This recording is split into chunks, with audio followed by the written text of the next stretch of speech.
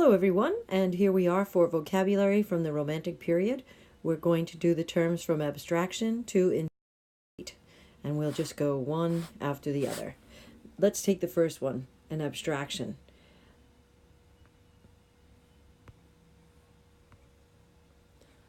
An abstraction is a visionary idea,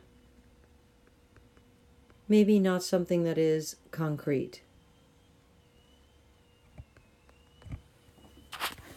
An abstraction, or when something is abstract, it's dealing with ideas rather than dealing with events. An abyss, just like the pit and the pendulum, is a deep opening or gulf.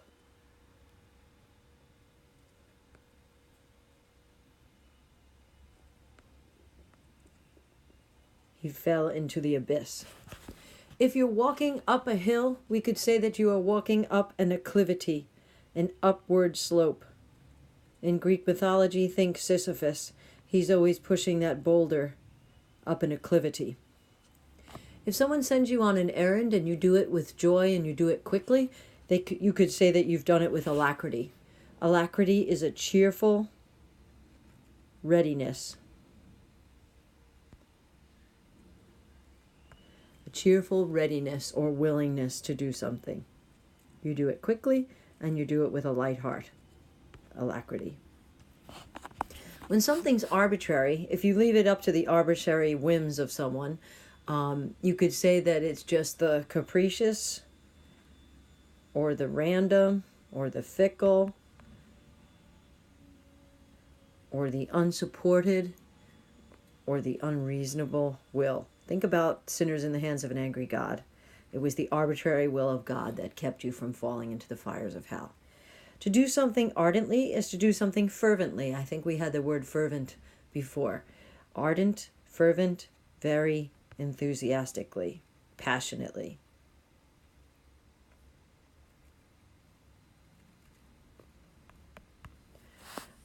Aspirated can simply mean to aspirate is to pronounce a sound with an exhalation of breath.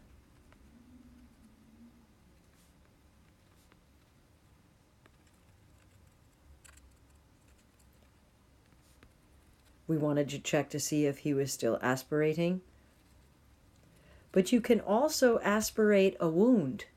And if that happens in a doctor's office, you're simply drawing fluid by suction.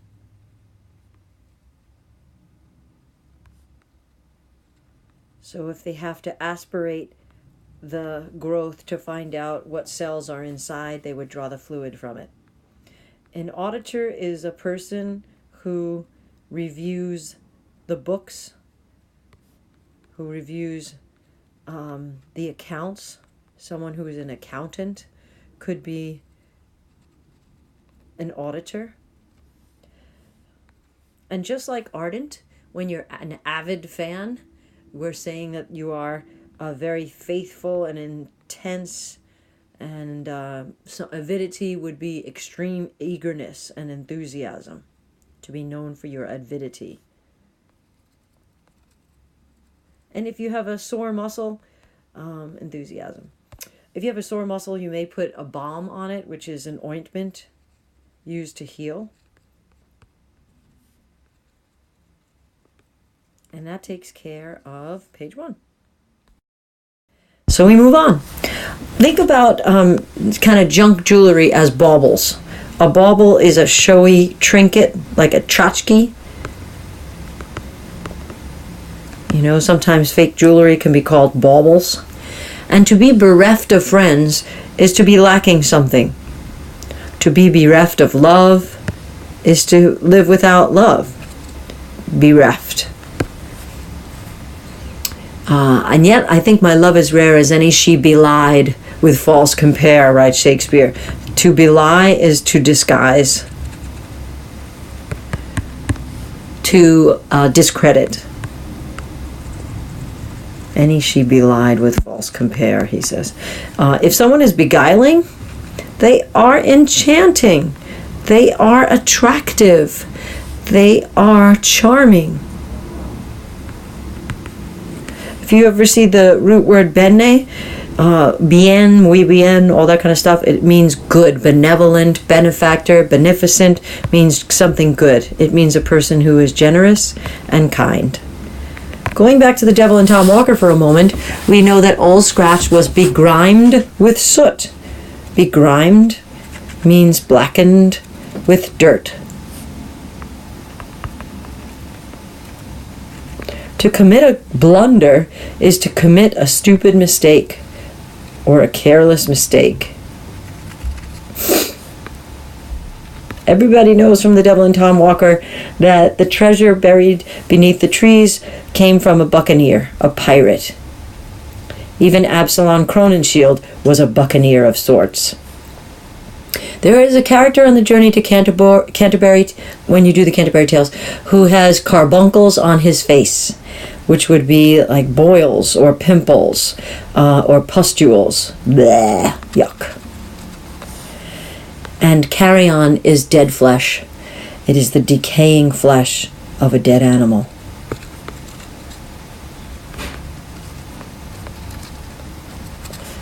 The vulture fed on carrion. In The Raven, we hear perfume from an incense censer.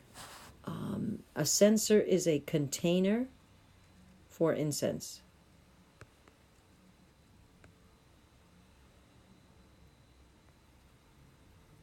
Wait, that doesn't look right, does it? Whoops. Incense. Flip those two. Sorry about that. To chafe is to rub together. Runners of long distance mileage know that they have to be careful about chafing. It means to irritate. You might experience that, for example, if you're wearing a singlet and you're chugging your arms, you're moving your arms a lot. There could be some chafing. Clamor is noise. Cloven, if you look at the Devil and Tom Walker and you see the footprints of a cloven foot, it means to split into two.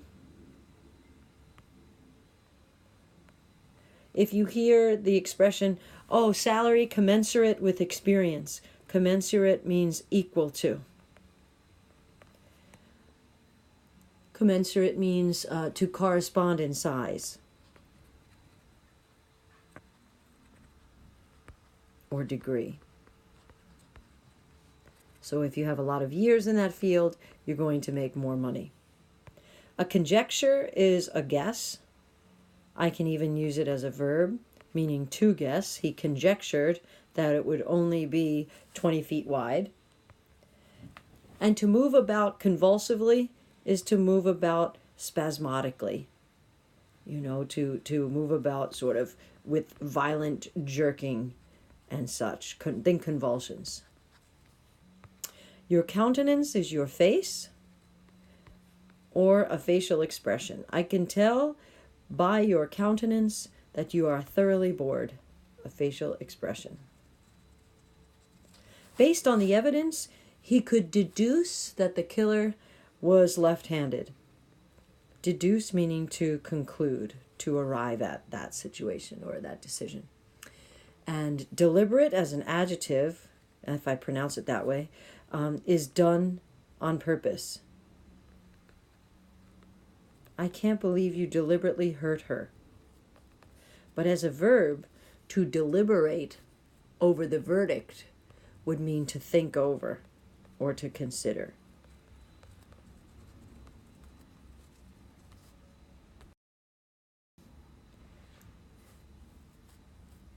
If the smell of the fragrance diffused through the area, we mean that it was spread all over. In music, if you hear the expression diminuendo, it means diminishing in sound, as opposed to crescendo, which is to build up into sound and build to. Din was just like the word clamor. A din is noise. A dinghy is a small boat. We all had to fit into the dinghy. And dirges are funeral songs, sad songs. We sang dirges in the dark the day the music died. Songs of lamentation. There definitely is a sense of discord or tension or disharmony between Tom Walker and his wife. Some kind of conflict. And if somebody says to you, this course will encompass American literature from the Puritans up to the 20th century, it means to include, to surround and hold within. And then our last two, everybody probably knows what an enclosure is. That is an area sealed off with a barrier. And if I'm entreating you to do this assignment, I am begging you, I am imploring you. And there you have it, the first set of terms from the Romantic Vocabulary list.